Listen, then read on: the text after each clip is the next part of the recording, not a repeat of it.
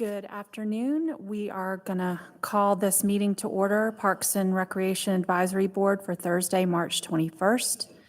I am going to do the roll call. Jason Albarisi. Present.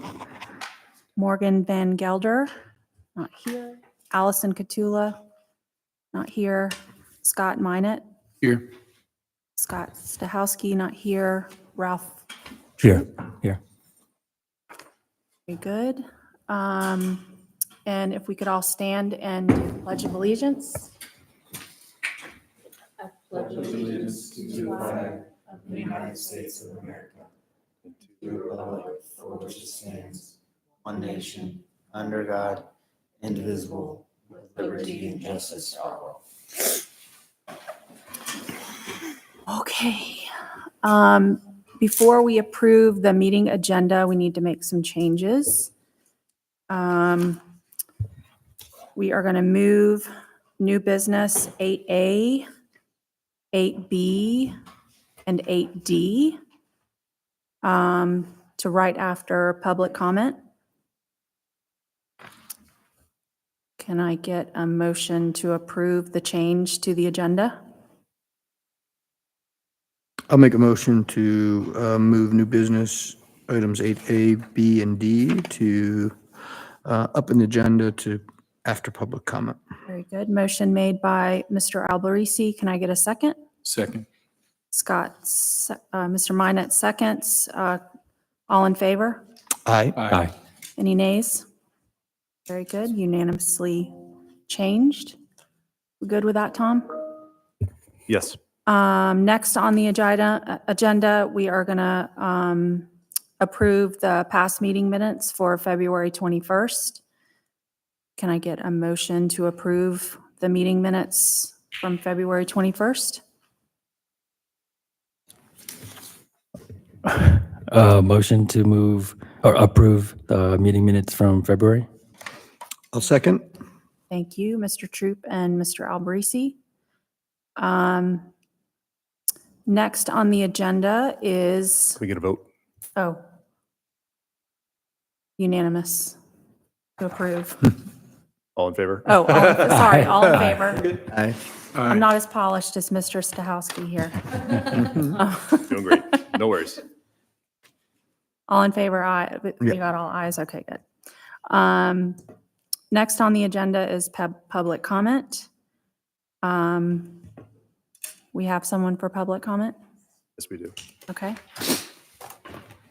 I'm going to read a couple of things before you get started. And public comment is a time for citizens to share information with the Parks and Recreation Advisory Board and to provide input and opinions on any matter that does not have an agenda item during today's meeting.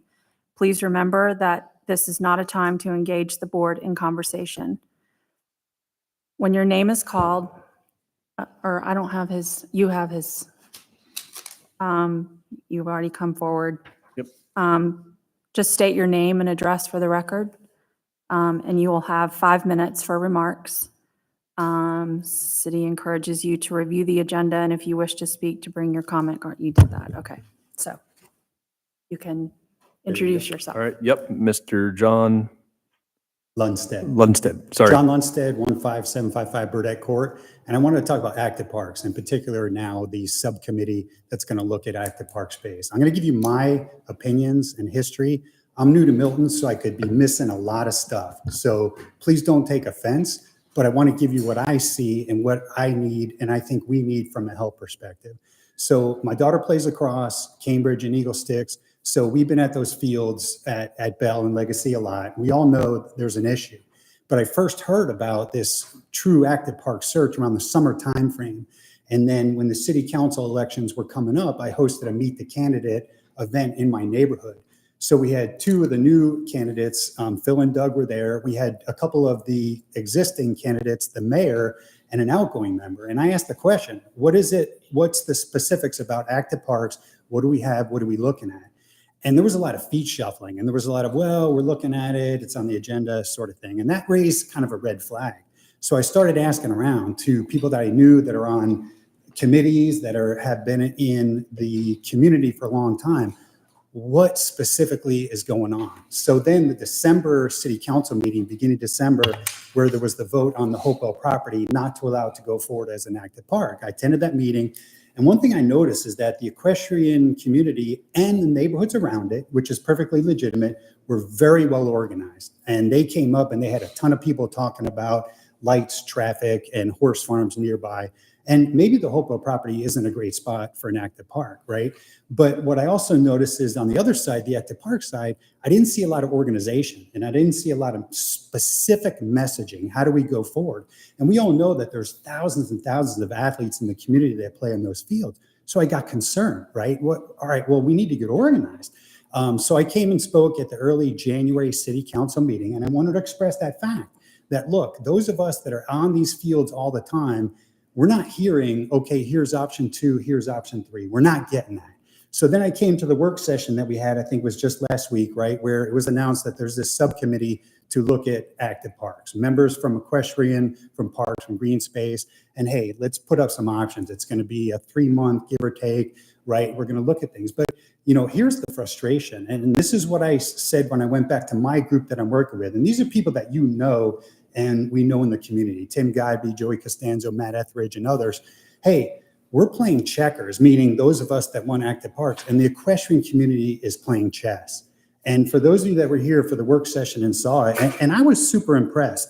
Carson Seville, who's on the equestrian committee, I don't know him, but very impressive. And he put up that map, and now there's 200 horse farms in Milton. And he put on where it is in the city of Milton. And one thing I noticed is there's no space for active parks, meaning anywhere you could even say, oh, let's put it here, they can say there's a horse farm nearby. Sorry. And at the end of that meeting, somebody came up and gave public comment, and she hit the magic buzzwords, right? Oh, lights, traffic, noise. So, but what I didn't hear is we're going to work together as a community to find an active park, and let's work with the equestrian community. So here's my fear. We're going to go through these 3 months, right? And this committee is going to go together and they're going to find option 1, option 2. Is it Birmingham Park? Is it somewhere else? Oh, guess what? Sorry, it's too close to a horse farm, or it's too close to a neighborhood, or there's going to be too much noise, or there's going to be too many lights. And we're going to be here next year in the exact same situation. I hope I'm wrong, right? I hope this committee is extremely successful and they find property and we move forward and we cooperate together, right? But again, what I see and what I hear in these meetings, like I sit in the back of that December meeting and I heard people from the equestrian community in the neighborhoods, oh, we're not against active parks, just not here. Well, guess what? That's going to be everywhere. Oh, there's going to be a horse farm nearby, or there's going to be lights, there's going to be noise. Birmingham Park is a perfect example. I don't know the full history, except for people that I talked to that have been here, even on Parks and Rec, going back 5 years. That was an opportunity. And what was the reason against it? Nobody can tell me specifically what it was. I've hiked Birmingham Park dozens and dozens of times. It's a beautiful park. It's a perfect opportunity to have equestrian on one side. They have that new equestrian parking lot, which is beautiful. And there's equestrian trails and they keep expanding. There's space for parks, there's space for hiking. It's an option.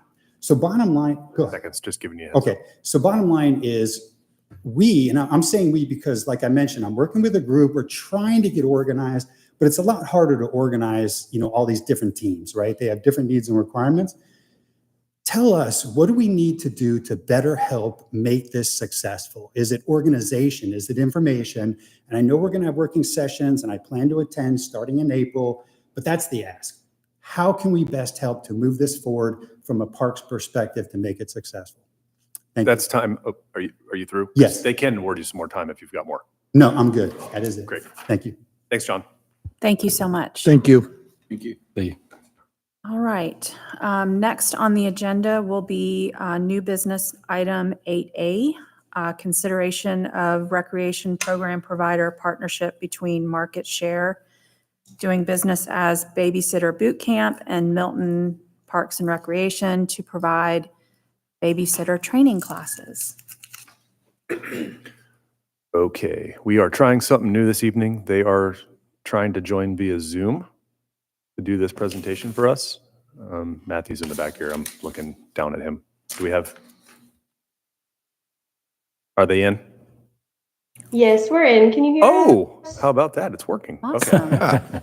Hang on one second. We'll get you, we'll get your presentation pulled up and we'll get going.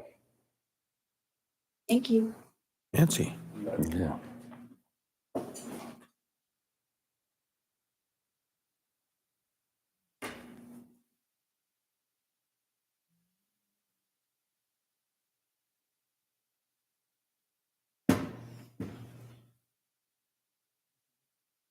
I got you.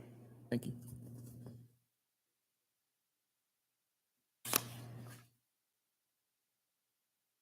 All right, so good afternoon. So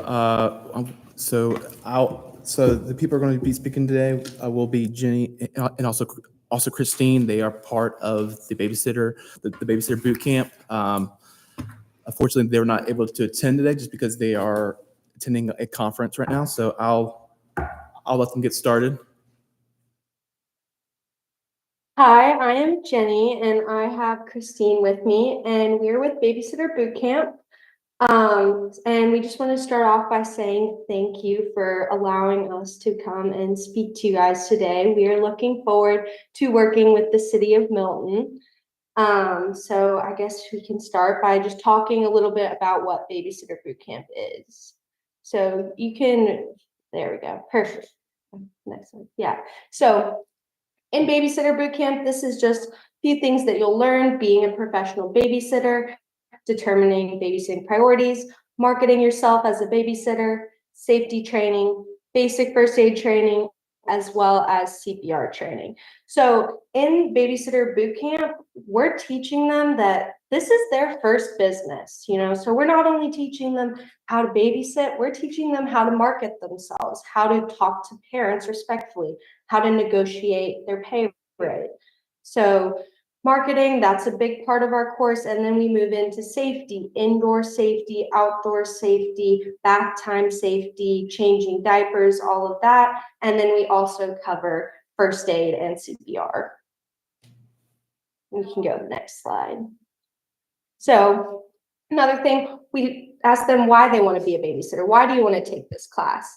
And we discuss what babysitters have the opportunity to do. So they have the opportunity to earn money, prove themselves responsible, interact with children of all ages, learn independence, become nurturing, and begin developing a professional image for themselves. And then being a professional babysitter. So babysitters are childcare professionals and should understand that taking care of someone's child is a significant amount of responsibility and requires a significant amount of trustworthiness and dependability. Do you have anything to add on this so far? Well, again, this is all about those kids that are so excited about their first business. I want to babysit, I want to make money.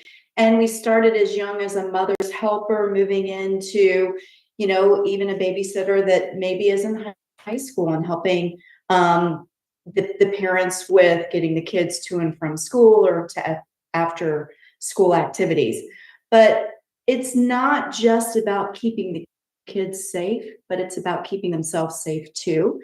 So they're not only learning these great skills to be a professional, safe, fun babysitter, but they are life-saving skills as well. Yes.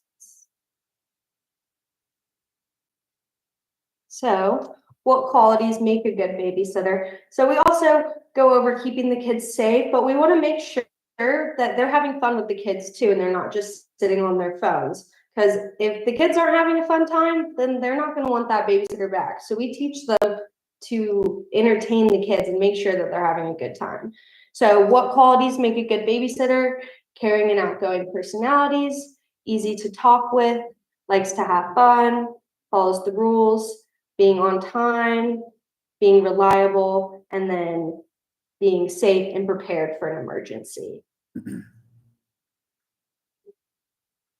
So this is a little bit about our different Babysitter Bootcamp classes. We have 3 different classes. So we have our basic 3-hour workshop, which that one is for ages 10 to 15. We cover everything in this class, like CPR and first aid. It's just we don't have enough time to do the full-blown American Heart Association CPR and first aid certification. So that's really the difference between the 5-hour and the 3-hour.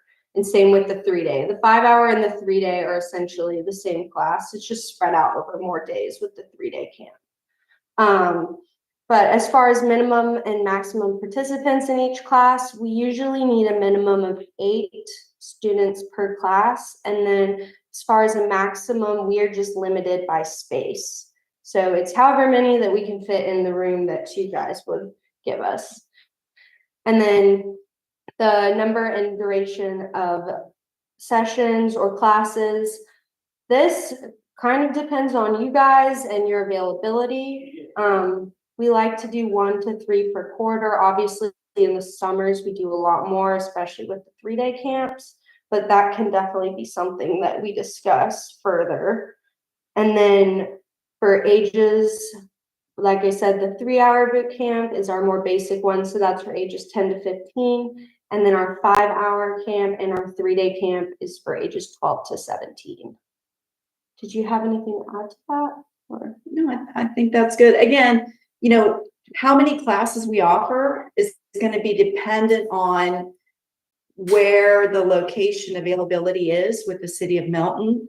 So typically we've had a lot of success, usually, you know, with a lot of the Parks and Rec departments during the school year, we'll offer the 3-hour course, the 3 to 5-hour course, which is a 1-day. And, you know, we can do typically the average, we average about 1 every 6 weeks if we had to get really specific. Some Parks and Rec departments were in once a month. Some, again, it's every other month. It just depends on the scheduling that the city of Milton has and the availability of a room and a location for the class. Okay, and we can move to the next slide. So this is about what we think we could bring to the city of Milton. So Babysitter Boot Camp plays a crucial role in empowering residents of Milton by equipping them with valuable skills and resources through comprehensive babysitting training programs. By offering accessible and high-quality training, Babysitter Boot Camp fosters a culture of responsibility, preparedness, and safety within the community. The training provided by Babysitter Boot Camp goes beyond just babysitting skills. It instills confidence, communication abilities, and problem-solving techniques in participants, which are valuable life skills that can benefit them in various aspects of their life. And then the impact on safety that I think we could have for the city of Milton. Babysitter Boot Camp emphasizes the importance of accident prevention, emergency response, and child supervision techniques, which are critical components of maintaining a safe environment for children. With properly trained babysitters, parents and guardians can have peace of mind knowing that their children are under the care of competent individuals who are equipped to handle various situations effectively. Additionally, having a community of trained babysitters enhances the overall safety network in Milton, as these individuals can serve as knowledgeable resources in the time of need, such as during emergencies or community events. So, in summary, Babysitter Boot Camp's contribution to the community lies in empowering residents with essential skills and resources, while emphasizing the significant impact of well-trained babysitters on the safety and security of children in Milton. By investing in training programs, Babysitter Boot Camp not only emphasizes or enhances the caregiving capabilities of individuals, but also strengthens the overall safety infrastructure of the community. Did you have anything else to add, or? No, I think, does anybody have any questions for us? I do. Thank you, ladies. Very organized presentation. I'm assuming you are providing this service in other municipalities? Yes, ma'am. Which ones? Oh, well, we have a heavy footprint here in the state of Georgia, but let's take our neighbor Alpharetta. We've been working with the city of Alpharetta probably for the last 15 years. within the Parks and Rec Department, as well as we are a national franchise and our headquarters are based here in downtown Alpharetta. So we are a neighbor of Milton. But we're also involved in Forsyth County between all three parks.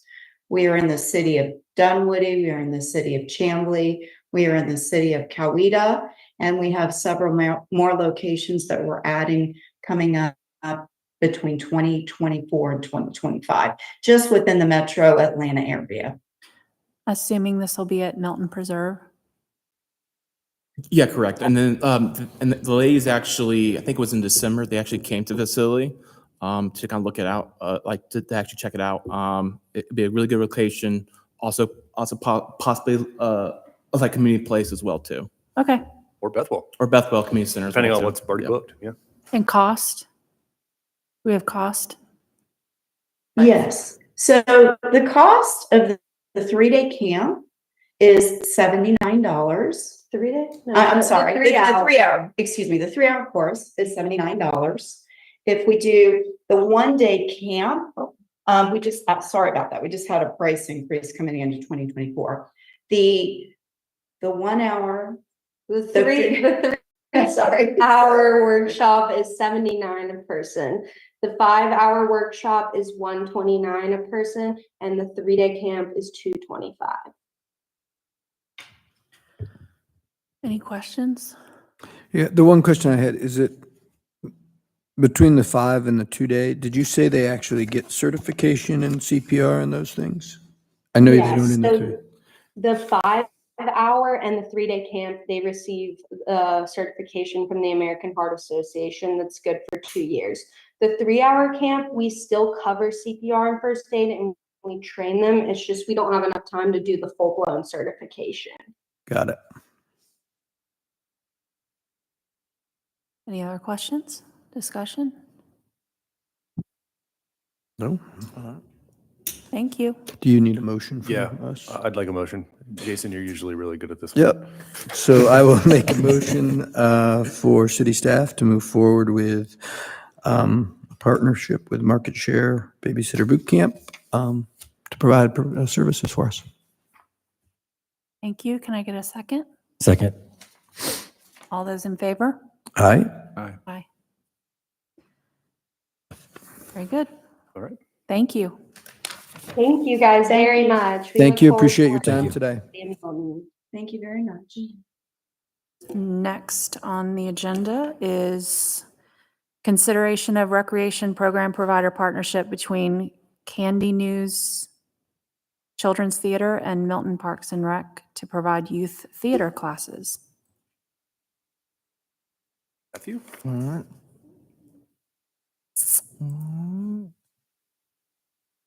All right, so next one is, her name is Candace. She is, has a background like in theater, and she also teaches classes like in different cities around the metro area. So she's actually here today, so I'm going to present her to come up. Hi, how are you Thank guys doing you. today? Great. Welcome, How are you? Candace. Thank you. I'm happy to be here. So Milton Board, let me introduce you to Candy News Productions. So let's move forward and say, what is Candy News? Who are we? So that starts with me. So my name is Candace Alexis Newsom, and I'm an Atlanta theater actor. I've done plays at the Alliance Theater, Marietta Theater in the Square, and I'm just a lover of theater. Still trying to break into the film industry, but hadn't got there yet, but still working on it. So a little bit about my background. I taught high school for 10 years. I taught high school theater. I taught in Texas and in Georgia. And on my summers off, I would be at home twiddling my fingers. I'd come visit my parents if I was in Texas. And I was like, I have to do something.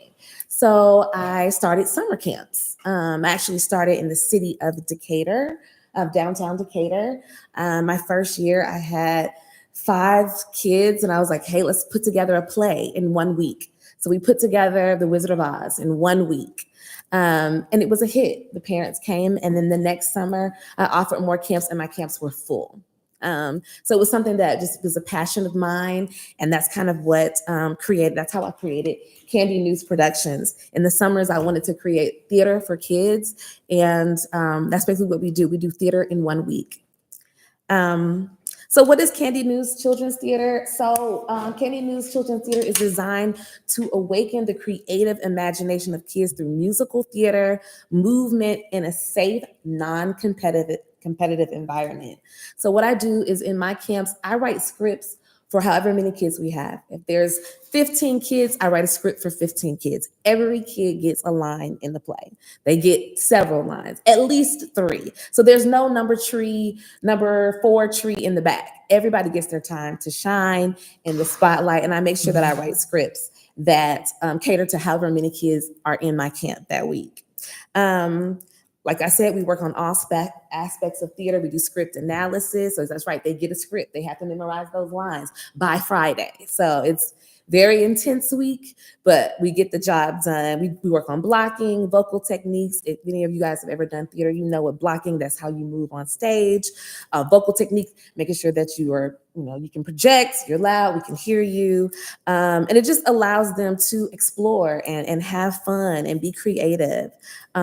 Each week ends with a show. So on that Friday, parents are able to come in and watch their little one put on a performance. So we're performance ready by the end of the week. And there's a performance for family and friends to come see. And they learn about upcoming classes that I have and all of that. So we just have a lot of fun in that week or in that class.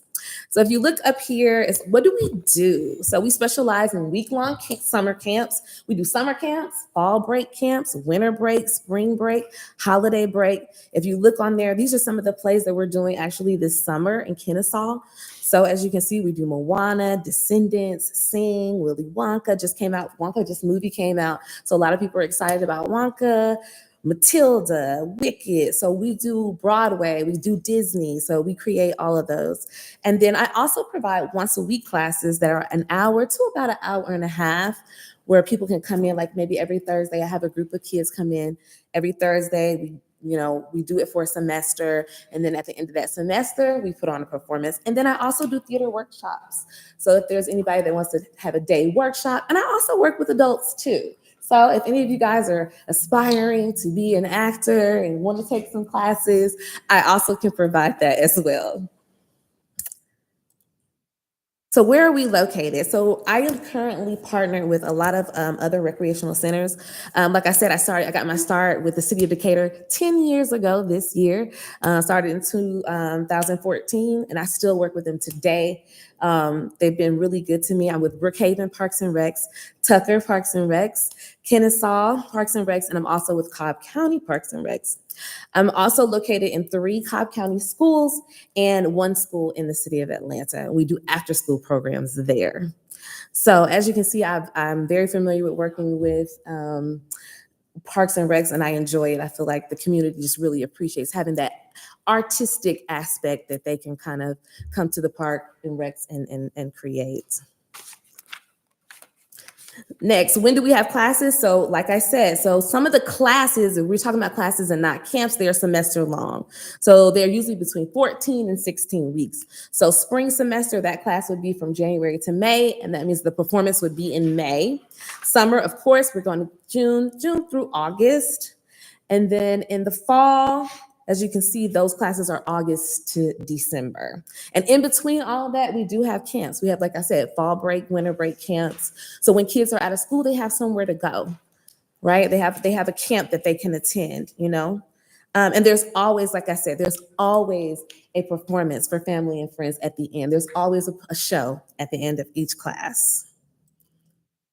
So what do we do and how do we do it? So I have this quick video I'd love to share with you guys. If you guys can sit back, watch. These are some of my kiddos that have worked with me, and we were doing Hamilton.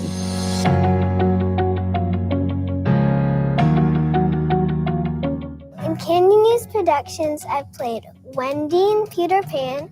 I've played Toto in Wizard of Oz. I played Maleficent in Sleeping Beauty. I'm playing Erin Burr in Hamilton. My favorite thing about working with Miss Candace is she's always open to the children's ideas. she doesn't just make all the decisions herself. She lets us have a say in things. So she works with each person equally. I like that even if you have a small role, Miss Candace will make sure you get your time in the spotlight. Even if it's only for like a minute, you get enough time to really feel like that you got lots out of the camp or class. The week usually starts with getting to know people, and we audition, and the next day, Tuesday, she posts the parts on the door, and that's how we figure out our parts. And then on Wednesday, we keep learning our lines, walking, running through the show, and then we do it on Thursday, but usually on Thursday or Friday, if there's music, we do it with the instrumental version, and then we piece that all together. We chose the Candy News Performing Arts camps for Ellie because they're a great introduction to theater. She's always liked performing, and this is a really good way to introduce her to the concepts of staging and singing and dancing and acting. And it's a fairly low risk approach, right? Like small groups, and there's a lot of instruction, and she's loved it. Ellie has grown a lot in her confidence in being in front of a group of people and just understanding staging in the theater. But it's definitely the confidence that I've been most impressed with. Their ability to speak in front of people and have that stage presence has really grown over time. Their camaraderie with everyone else in every single camp has been amazing. And because the kids are involved in the entire process, so they're stakeholders in the producing of it, the outfits, the dance moves, it just gives them a lot of opportunity for growth.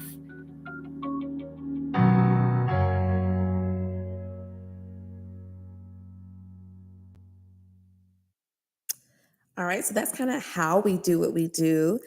And moving forward, oops, I didn't press that again. Oops. All right, let's go back. All right, so why theater? Why theater at a recreational center? Why theater? So theater builds confidence. It enhances communication skills. It teaches perseverance, positively impacts academics, keeps kids engaged and motivated, and it creates lasting memories. Let's say if any of you guys have ever been in a play, you know that role. If you've ever played the lion, the Tin Man, any character, you're gonna never forget that. So theater creates lasting memories. And lastly, why Milton? Milton is filled with family, and I would love the opportunity to introduce performing arts and theater to the Milton community. And as we know, Milton is the home of the musician Gary Rosington from Leonard Skinner. So we already have the artistic roots here.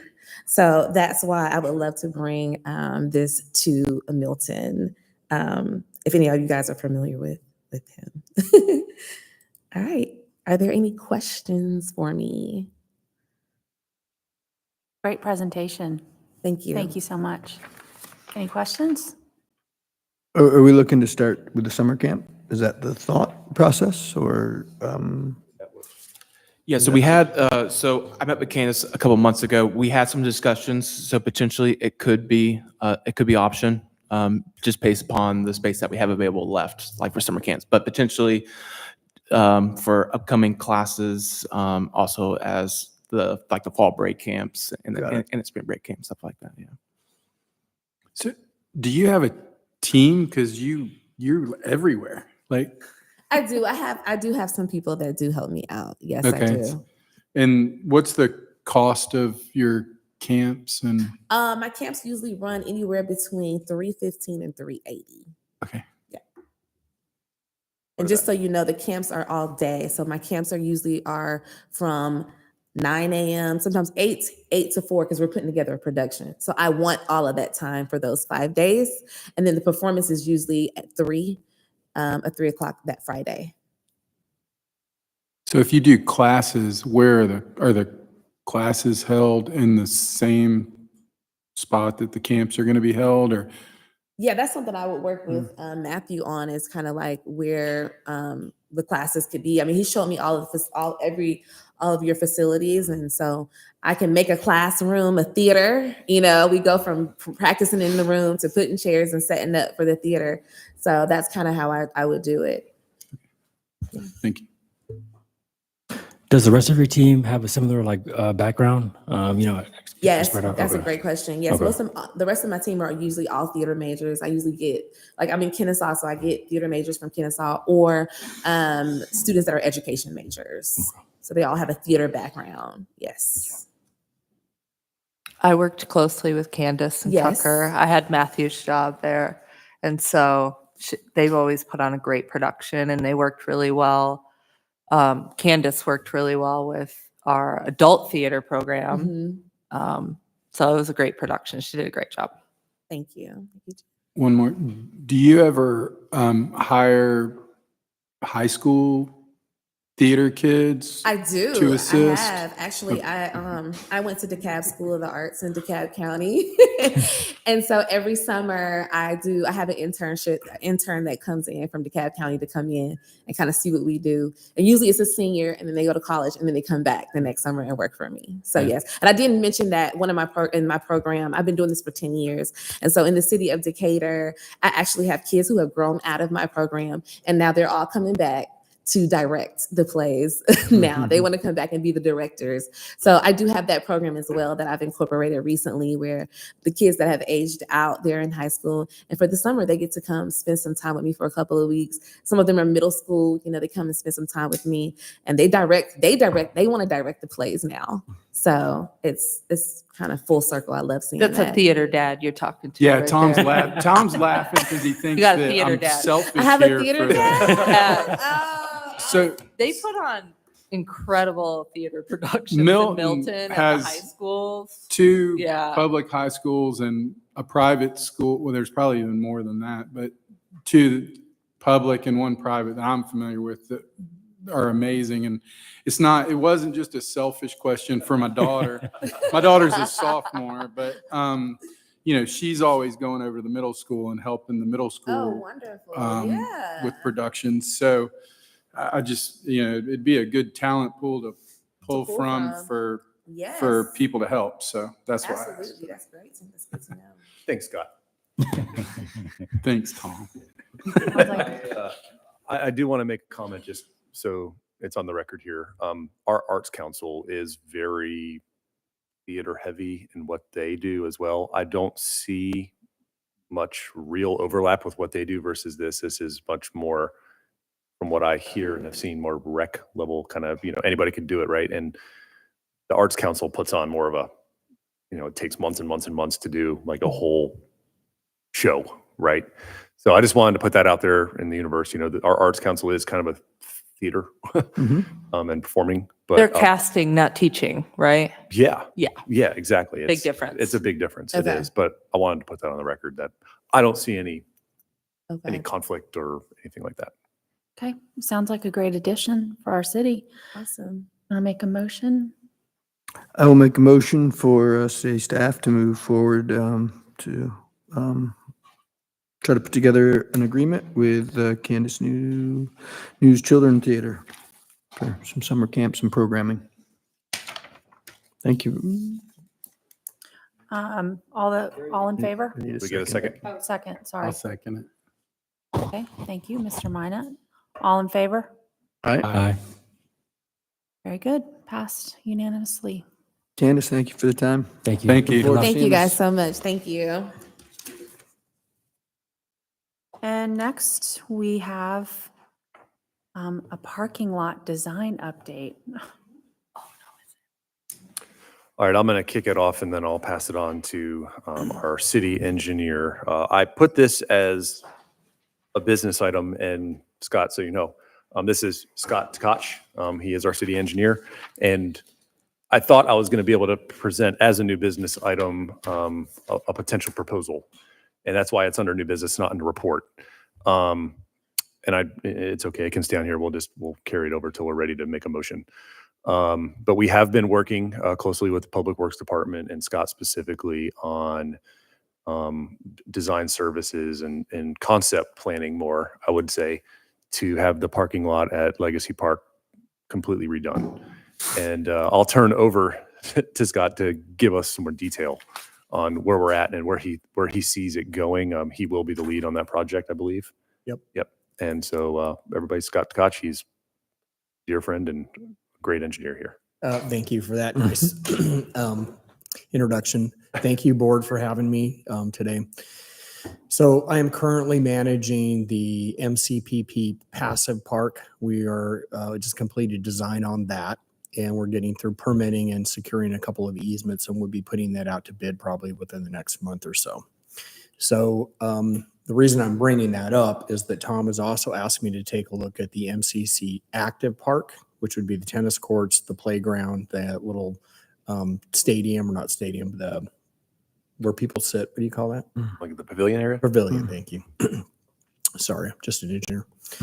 Anyways, so we've also been working on trying to get a parking lot estimate for Legacy. The challenge, we've got some challenges with that parking lot. Number one, we are right at the ragged edge of what we have to do to meet the city's requirements for stormwater, for retention, detention, water quality treatment.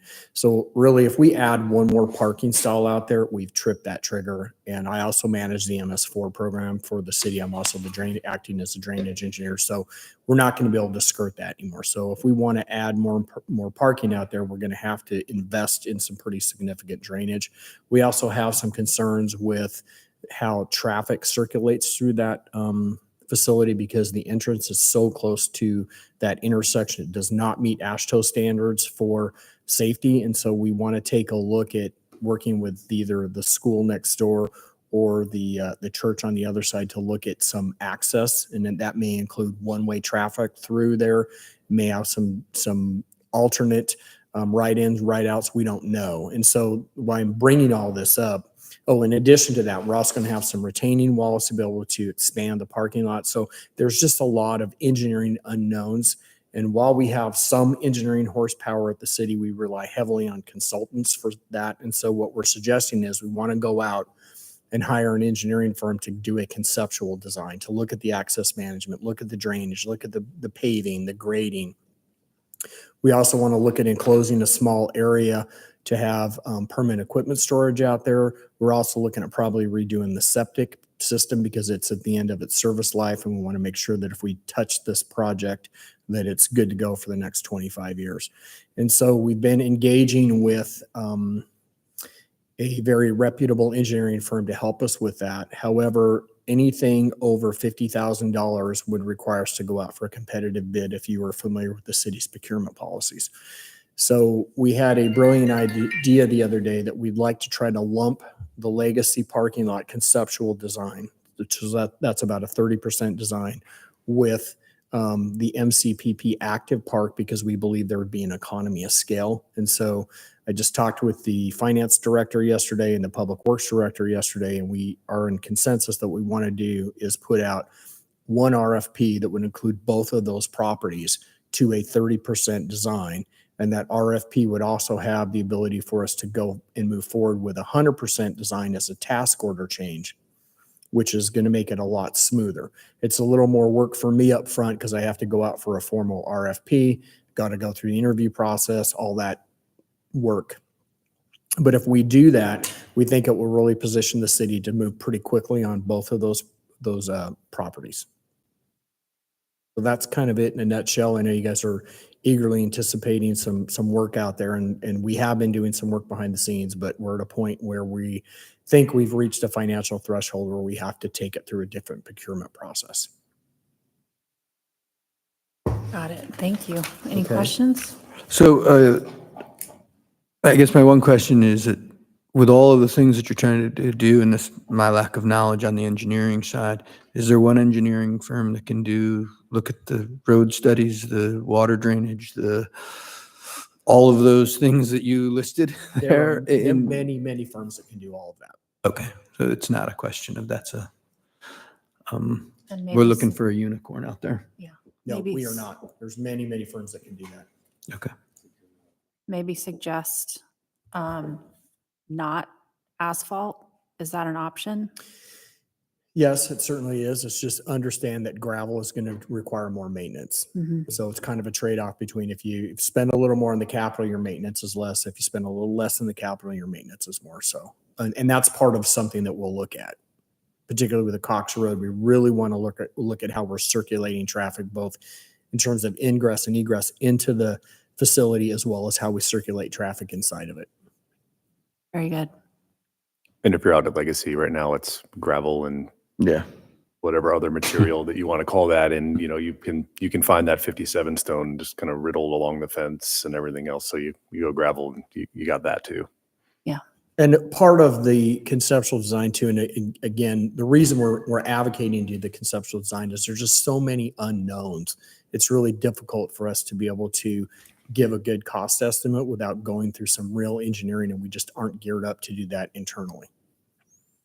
Got it. That's smart So- because it is dangerous getting in and out of there. It is. 16-year-old trying to navigate that. Tough. So in terms of a timeline, my goal is to try to get an RFP generated in the next month. Right now, again, my major push is getting MCPP out to bid. So because we're under a very tight time frame with the grant, the $1.5 million grant that we're using.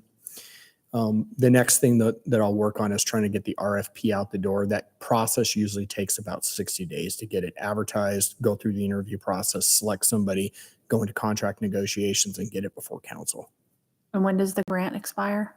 The MCPP, we have to have the passive park, we've got to have constructed by August of 2025.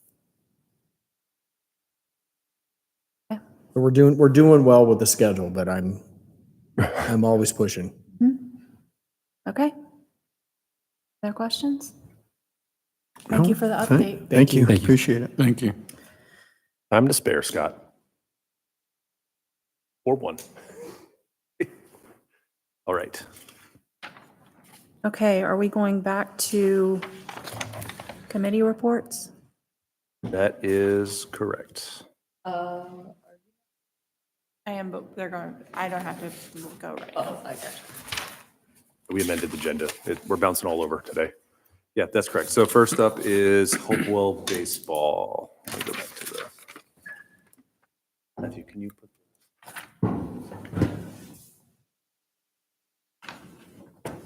And that's Ralph. Any updates? Yeah. As of right now, the program is going smoothly. There was a minor hiccup roughly 2 weeks ago, but that was quickly addressed, and that was at Legacy Park. But that is taken care of. That is no longer an issue. And I will be meeting with Mr. Salas here early April, so I should have more to come in next month's meeting. Thanks. Yeah, we've had bad luck with weather, but we were able to get games in last weekend, and we'll see what this weekend brings again. But yeah, it's been a smooth start. Nothing major has come across. I don't even think your Thomas's desk either. So No. So far so good. Fingers crossed. Eagle Sticks is Allison. Yeah, everything's Jason. Yep, everything's good there. Season's off and running. Yeah, no issues. Things are going smoothly. Yeah, I got participation from Tim. They're at. Yeah, I have it pulled up, Tom. You have it pulled up? Yeah.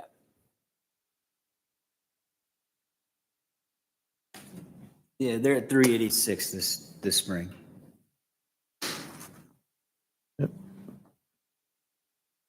Okay.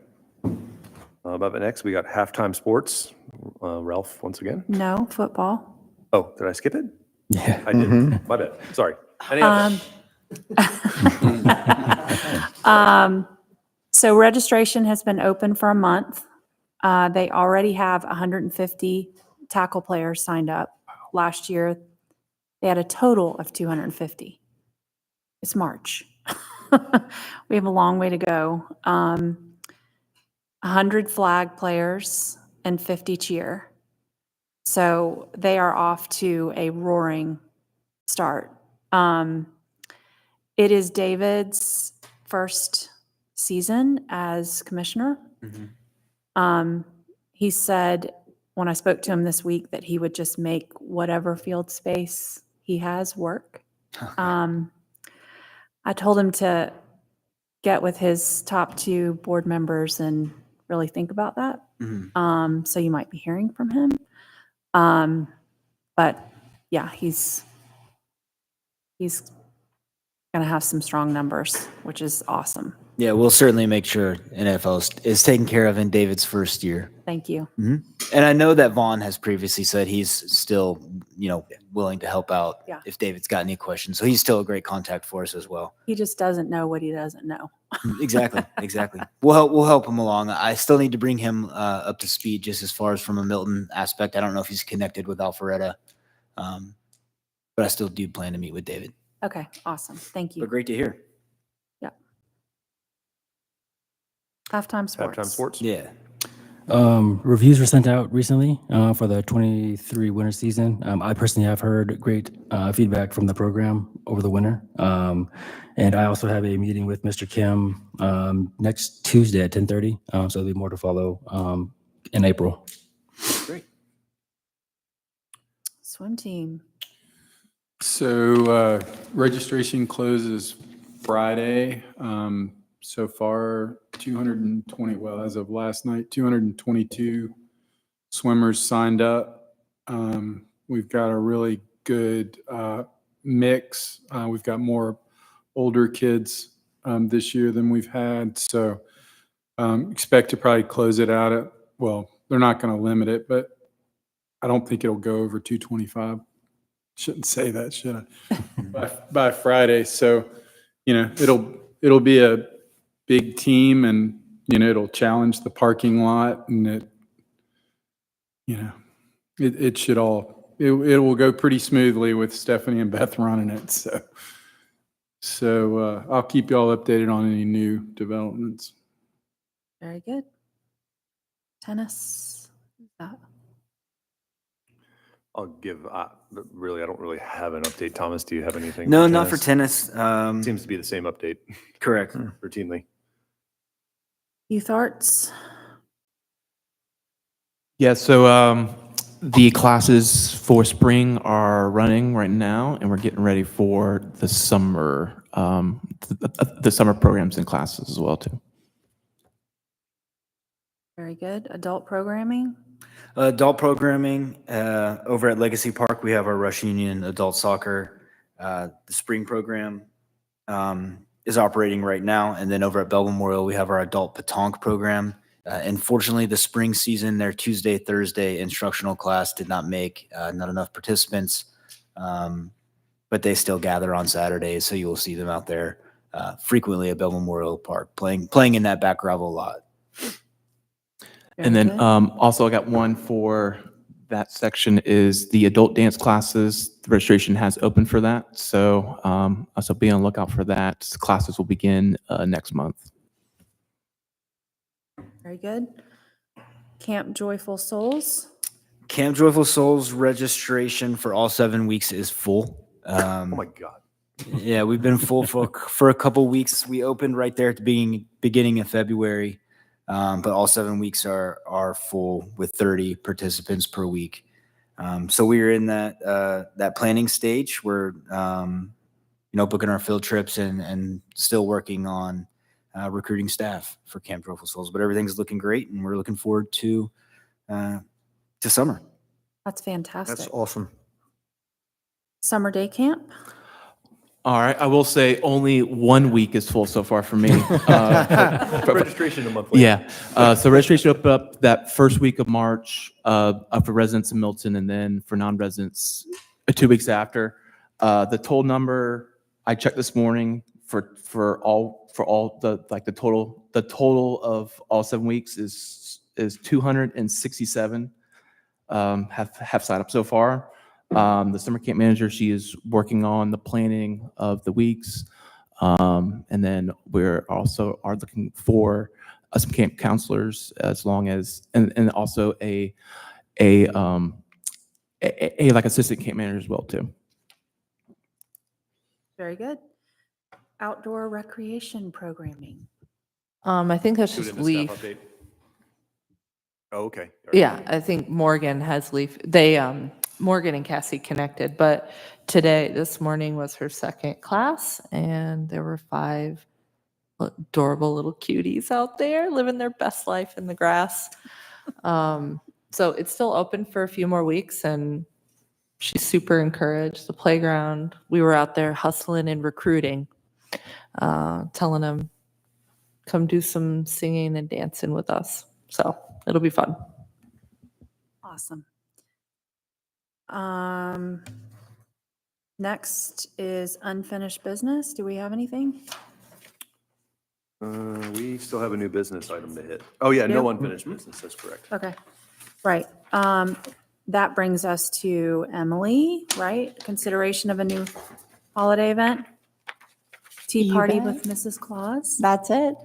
So I had this idea back in December because I was like, you know what? I haven't planned enough events in the fall and winter season Right. that I should probably add one to make sure that, my salary is justified. So I said we should host a tea party with Mrs. Claus. I don't know if y'all are familiar, but we have Mrs. Claus works at City Hall. She, I guess, works also as the city clerk. That's her day job, right? Her holiday job is Mrs. Claus. So I've already gotten her approval and her go ahead before I started the works on planning. So Tea Party with Mrs. Claus, the tentative date is Monday, December 23rd from 9 to 11 a.m. I have polled a lot of parents to see, I know that 23rd, it's hit or miss for some families. Some families are no, please give me something to do for 2 hours. It's Christmas. They got a lot of energy. Let's do something fun. And I've gotten probably about 75% people who would say, absolutely, yes, I will be there. From 9 to 11, it'll be here in council chambers. We'll move all the chairs. We'll put out some 48-inch rounds. The little tea party, the like 3-tiered cupcake stands, do petit fours, sandwiches, cupcakes, cookies, light breakfast items. We'll have tea, hot chocolate, coffee. I'm going to reach out to the Ginger Room in Alpharetta. We don't have a tea house here in Milton. So I'm going to reach out to the Ginger Room and see if they would want to partner together and help us out. If not, I will do it all on my own. We'll kind of weave in some photos with Mrs. Claus. We'll have a photo booth area. At 10 o'clock, she's going to read a story time. Twas the night before Christmas. I feel like there's got to be a good December 23rd book out there. This event, it'll be free as it's the first year for us doing it, but it will be ticketed. We don't have, unfortunately, unlimited space here in council chambers. So leaning towards limiting it to about 125, 126, which hosts enough space here for people to be able to walk around. We'll have enough tables, photo booths, area with Mrs. Claus. So I just kind of wanted to get y'all's feedback and see if it's something we should add to our holiday season. Is Mrs. Claus going to wear her glitter boots? If she doesn't, she's not invited. It sounds like a great addition. Yeah, I think it's great. Awesome. I like it. Can my family be the first to get tickets? You got it. You be first in line. Correct. He'll be here at 8 o'clock. That's right. Prepared and ready to go. For Milton's family photo op. It's going to be the best. Correct. We'll break out the step and repeats again. All right. Thank you. Can we get a motion to add our new holiday event, Tea Party with Mrs. Claus? That's right. I'll make a motion for us to add a new holiday event, Tea Party with Mrs. Claus. Can I get a second? Second. All those in favor? Aye. Aye. So passed. Okay. City staff reports and communications, outdoor recreation update. Stephanie. I sent Michaela out to my car to get it. It's required now. I'd like to introduce Ranger Jen for this topic. Ranger Jen at duty. Well, I have quite a few updates for you. First thing is our fishing program, because I know Scott's very excited about it.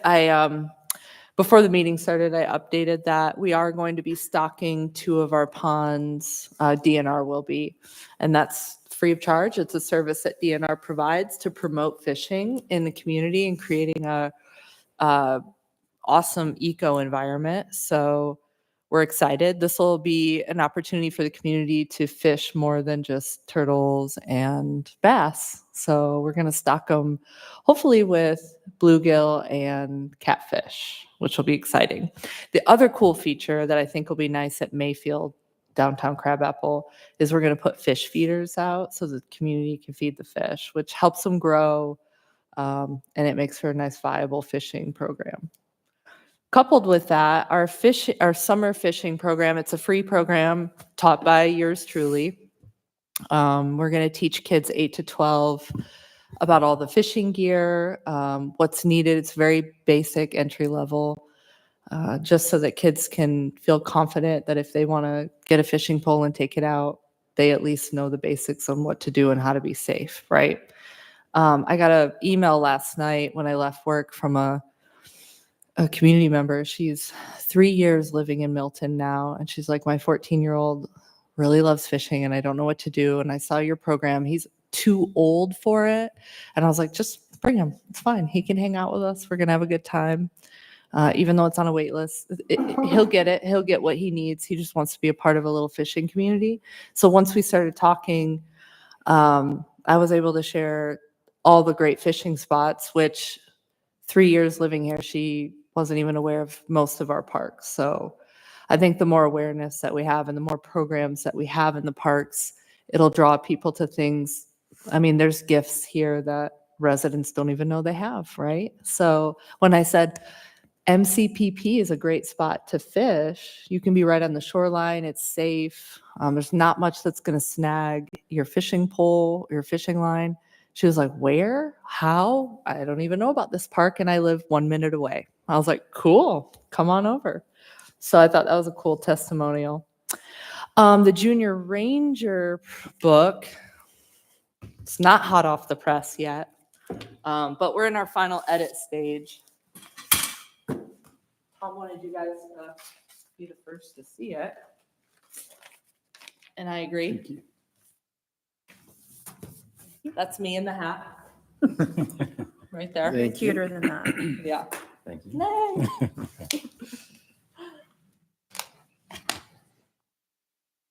Okay, so this is a 20-page book. Takes you through all of the parks and all the elements that you might encounter in a park. So whether that's water, learning about sustainability, you're going to also learn about different types of habitats. And this all draws kids to Milton parks, breathing fresh air and doing a cool activity. On the first edition of this book, we've added more, but Michaela took her kids out to do it and they gave a full report back. It was pretty comprehensive, let me just say. I loved their feedback. And one of them actually made a grammatical check for us. I also appreciate 10-year-olds catching our mistakes. But yeah, so Tom, do you have the ability to link up to show the link? I do want to show you something and get your feedback. So we want to do ranger badges, and I actually found mine from when I was 10, and it's similar to the one that I'm going to show you here, but I earned it in the Smokies when I was 8. That was my first time in a national park, and it was obviously special enough that 30 plus years later, I still have it. But yeah, this is what we're looking to design, and we would give it out here. Again, I'm going to remind you that at the end of these meetings, we're going to add on, the kids will go through the pledge that's in the back of the book with me. They'll get awarded their badge, so they'll be invited. It's special, kind of like a proclamation at council meetings. They'll be awarded their badge. You guys will get a chance to take a photo with them, say, great job, you did a wonderful job, and celebrate all their hard work. I know, it's going to be so cute. Is that right? Yeah, that's it. So those are wooden ones. They're a little bit pricier, but I think it's worth the longevity of it. There's plastic versions that we can get. They look just like you expect them to look out of the quarter machine, if they'll still exist. So this is just a nicer feature. I think it's worth a little bit of extra money. I would agree. I have a thought. Yeah, go for it. What if we sold like a little vest? And then the money would go back to the program and you could just buy cloth badges. Like patches. Yeah. Yeah. Ooh. So we would give out the patches. That's what you earn. You can buy the vest that goes with it. Kind of like the Scouts. I mean, when my kids were little, my boys Yeah. especially loved the vest. Okay. That's good. Bought That's good one at advice. Yellowstone. They were selling them at Yellowstone, with like Mhm. junior. Yep. Cute. I know exactly what you're talking about with the little pockets. Yeah, that's a really good idea because eventually this program could break out to even be a aquatic one. We could diversify, just take this generalized one and diversify it to be park specific or one's about sustainability, one's about aquatic life. So it can morph as the years go on where you could add things to it. Or you come to a fishing program and maybe you earn a patch. That's cool. Yeah, I like that. It's great advice. It's good advice. Yeah, and you can make a patch on, about anything, because we do Yeah. patches for the theater company for Girl Scout Mm-hmm. troops. For Shrek, we did one for Oh, really? Girl Scout troops going to Oh, Shrek. yeah. So, Okay, yeah. I love it. I think that's good direction. I like the idea of having like a fishing badge and Mm-hmm. Yeah.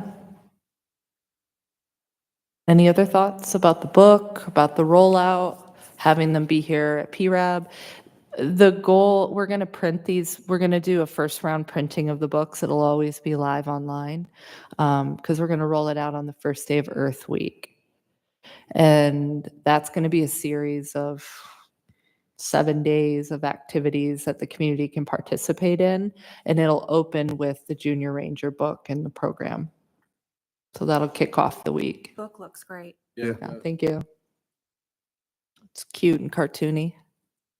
So I'm going to have stickers printed of that little logo so that we can give them out everywhere and just generate some interest for the community. But it's a free program. Right here on the vest. That's right.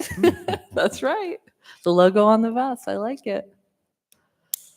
Cool. Well, that's it. My next thing is Earth Week.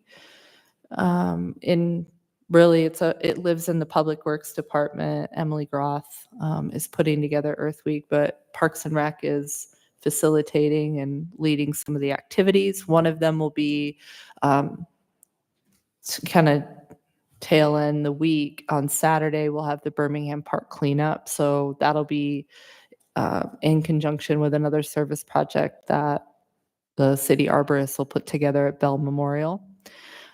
Details are not out and live yet. It's still kind of a moving document, but that will happen April 17th, I think, is the start of that week.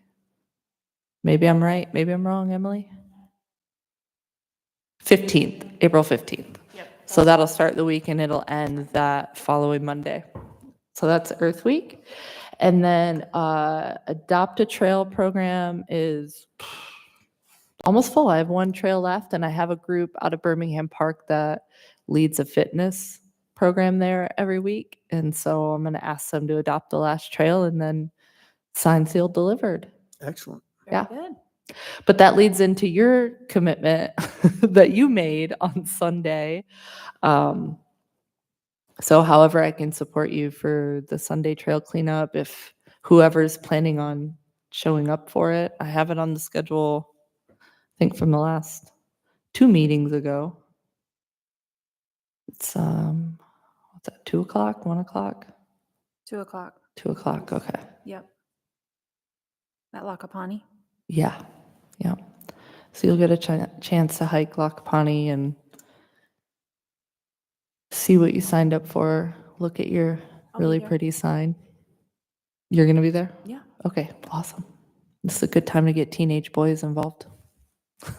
See what I can do. We're trying to get back into the house. So. Oh, okay. Perfect.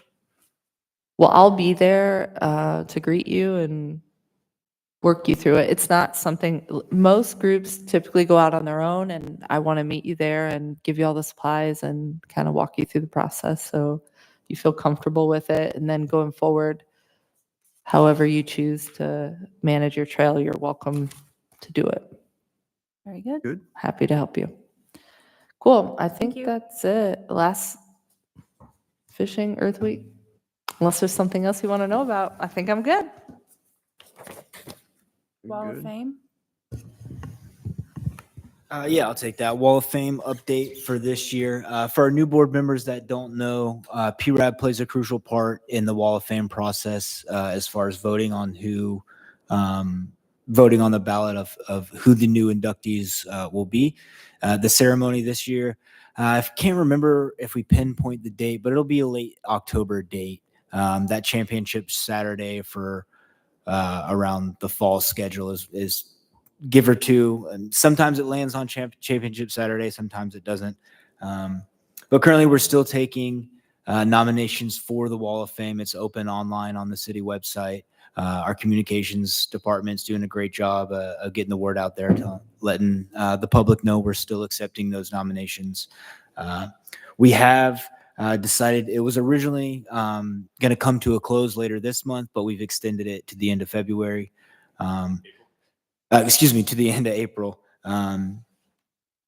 So I suspect in May we'll be presenting you with the ballots to begin that process of voting to get prepared for the fall. So that's all I had for that update. If for Scott and Ralph, there is online, I don't know if on the PowerPoint there's the link, but there's the criteria and just a little more history about the Wall of Fame. So if you're not familiar, I definitely encourage you to check it out. And for the other board members to just brush up on anything, before the next couple meetings. Yeah, I did add it into the packet, the Wall of Fame. Perfect. Good. Criteria, eligibility, everything. So you can go into the agendas. Okay. Thank you.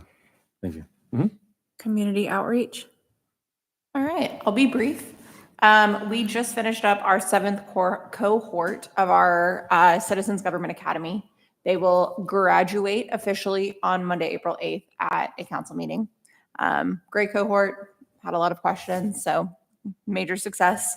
We're in the hiring process right now to get our 2 summer interns. So if anybody knows a college kiddo that wants to intern with us, we would love to have them. Applications are live now.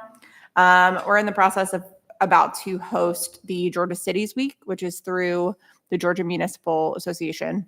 It's association, right? Sure. Yes. Which is just a way for us to highlight everything that we do within the city. So we have a few fun events. Jen's going to do a guided hike. We're going to do some city hall tours. We're going to host Chillin' with the Chiefs at Alumni Cookie Dough. It's so good. At Alumni Cookie Dough with both fire and police, kind of like Coffee with a Cop. I think Emily Groth might be trying to plan a battery recycling event or some sort of recycling event that week. So a great way for us to just highlight what we do. Events coming up. We have the egg hunt this coming Saturday. Knock on wood, the weather stays remotely in our favor. Rain's supposed to clear up by the afternoon. If not, we have to do something with 60,000 eggs. So come on down. We have Meet the Neighbors, which we host with the Equestrian Committee on Saturday, April 13th over at the Freemanville Birmingham Green Space. Please feel free to join us. The Sweetheart Spring Fling is live for ticket sales. They are not great sales for right now. So spread the word.